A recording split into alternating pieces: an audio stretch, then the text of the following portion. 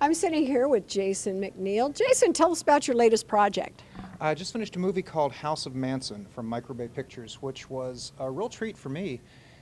I played a guy named Terry Melcher, who was a real Yes, I know. You know Terry Melcher? That was Doris Day's son. Exactly, and he was a singer and a music producer, and he was, in this context, because the movie's about the early life of Charles Manson, he's the one who introduced Charles Manson to a lot of the Hollywood hoi polloi whom he later murdered.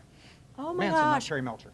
Yeah. No, when I was a young girl, I used to buy I used to call them teenager magazines. I was probably the world's youngest teenager.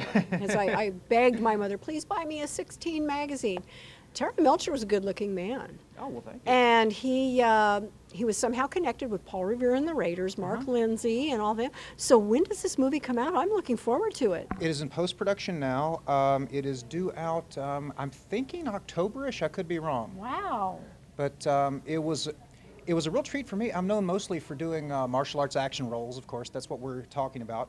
But this is the first film I've done where a whole lot of people got killed, and I didn't kill anybody. Wow. I just came in and acted and went home and shaved off the mustache that they had me grow. I had kind of a fun porn stash going on for a while. Yeah, he was a good-looking guy. Now, tell me about your martial arts background. When did you get started? I started martial arts when I was 13 years old. I started out with Kung Fu and Wushu, and I did 12 years of that. And then I got my... Who did you study with? I've studied with David White out of Roanoke. I trained with Grandmaster Chi Chung Kwong out of Canton, China. And currently I train with Anthony DeLongis, who is a Hollywood sword and whip master extraordinaire. And he's taught me Hollywood Fu, which, as you know, Anthony has real martial arts skills of his own. He's in the Black Belt Hall of Fame and whatever. But as you know, fighting for film is different than fighting for real. We have to be masters of not hurting people while looking like we hurt people. So it's been a bit of fine-tuning the last 5 years, learning how to do that. Okay, now, so when did you get your start in Hollywood, per se? Film, TV, what was it? I got my start in Hollywood sideways. I was a writer by trade.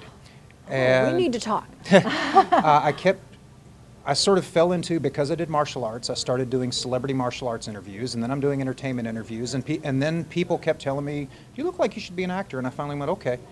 And I shot a TV pilot that was supposed to be on Fox, and then the economy crashed, and long story short, it never went.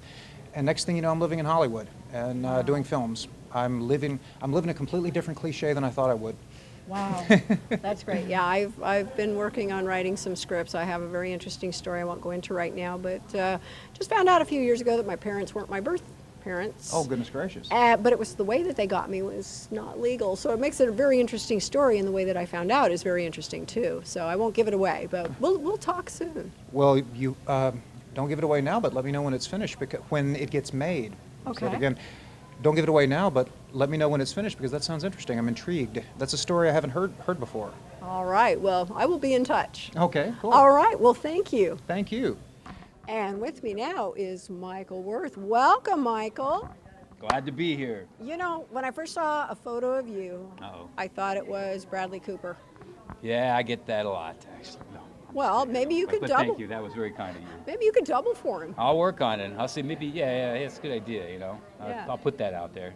Okay. He's great. He's great. I love his work. Oh, absolutely. Just watched American Hustle finally. I hadn't seen it for a while. Oh, I know. I haven't had a chance. You know, people who make movies don't have time to watch movies. That's true. That does happen. It's true. Strangely enough, I always thought the interesting thing about Bradley Cooper was how he was in the actor studio, that show that, inside the actor studio. Oh, I love that show, yeah. Well, he was in the audience when Robert De Niro was on the show being interviewed, Really? like, I don't know, whatever, it was 8 years ago or 9 years ago. So he gets up and asks a question, but when he was a nobody, and then here he is doing the movie with him, what was the one he did right before American Hustle?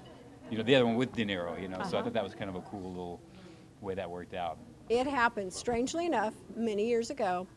When I first got started in martial arts, I picked up books by people named Douglas Wong, James Liu. Those guys. You know, never dreamed that someday I'd be interviewing them.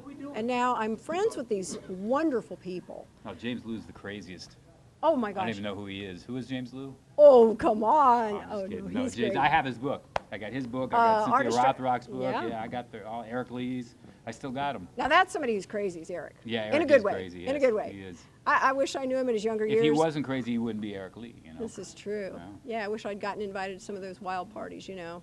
Oh, the Eric people- Lee parties. Yeah, where the people got pushed in the swimming pool. Oh and, you yeah, know. those. Yeah. We won't talk about it. We've been sworn to secrecy on those.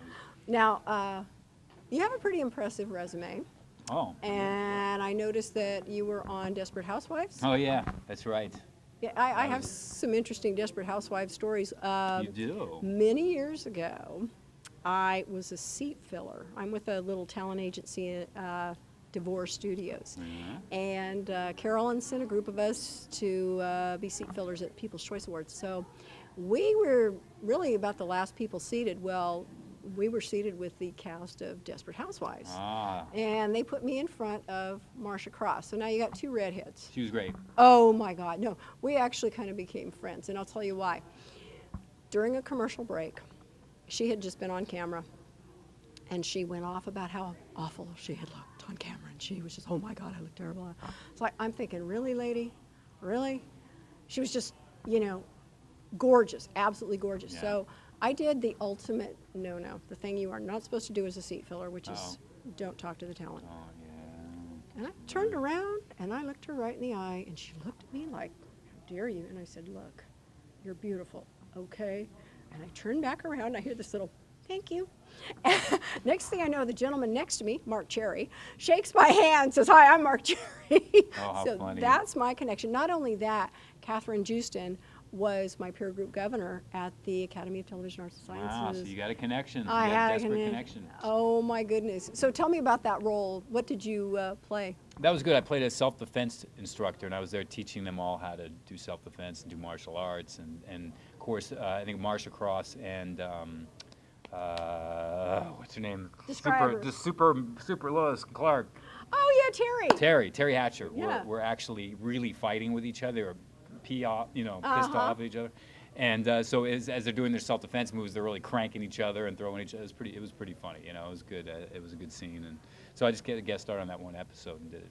Well, do you have any projects in the work right now? Yeah, I have a couple actually. I'm just preparing to direct a drama as a director called Broken Memories, deals with dementia. And then after that, Art Camacho and I are putting together a sequel to one of the first films I ever did, a martial arts film, To Be the Best. And we're pulling together with Sasha Mitchell and a couple of us. So we're trying to get it shot by the end of this year. And I've got a couple films coming out. I got Bring Me the Head of Lance Henriksen, which is a comedy about ageism in Hollywood. Lance Henriksen and Tim Oh, yeah. Thomerson and Adrian Barbeau and John Saxon and Robert Patrick and a bunch of people. And it's good. It's really good. Great. Yeah.